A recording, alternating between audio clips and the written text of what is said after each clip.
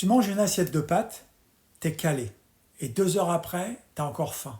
Et tu te demandes pourquoi tu n'arrives pas à contrôler ton appétit.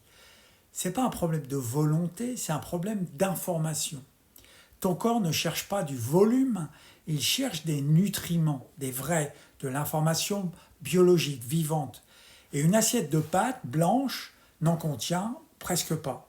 Ce que tu mets dans ton ventre, c'est de l'amidon pur, du sucre, des calories vides. Le corps reçoit de l'énergie, mais il reste en manque. En manque d'enzymes, de vitamines, de minéraux, en manque de choses vivantes. Alors, il redemande. Pas parce que tu es gourmand, mais parce qu'il n'a pas eu ce qu'il voulait vraiment.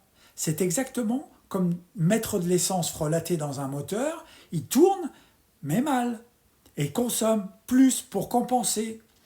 Ajoute à ça la digestion, un gros plat d'amidon mobilise une énergie digestive colossale, la glycémie monte en flèche, le pancréas s'affole, l'insuline déferle, la glycémie s'effondre et derrière arrive le coup de barre, cette fatigue d'après-repas que tout le monde connaît et que personne ne relie à ce qu'il vient de manger.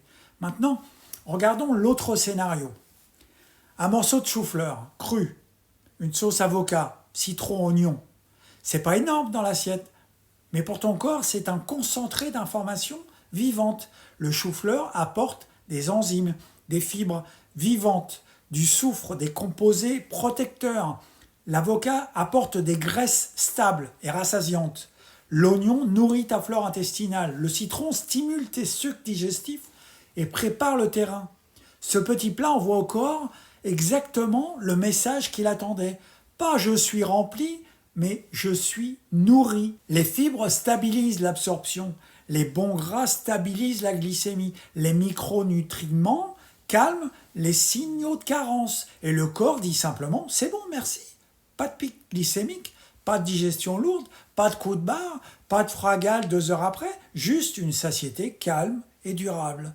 Un feu de paille contre des braises. Les pâtes flambent vite et s'éteignent. Le vivant chauffe longtemps. C'est pour ça que les gens passent à une alimentation vivante, qui passe à une alimentation vivante, découvrent quelque chose de surprenant. Ils mangent moins de volume et sont bien plus rassasiés. Parce que le corps, il n'est pas stupide. Quand il reçoit les bons matériaux, il se calme, la faim redevient ce qu'elle aurait toujours dû être. Un signal simple, pas une bataille permanente. Moi, c'est Stéphane, naturopathe sur l'île de Ré et en visio pour ceux qui sont loin. Si tu n'as pas un problème de volonté, c'est un problème de carburant. Abonne-toi et on continue.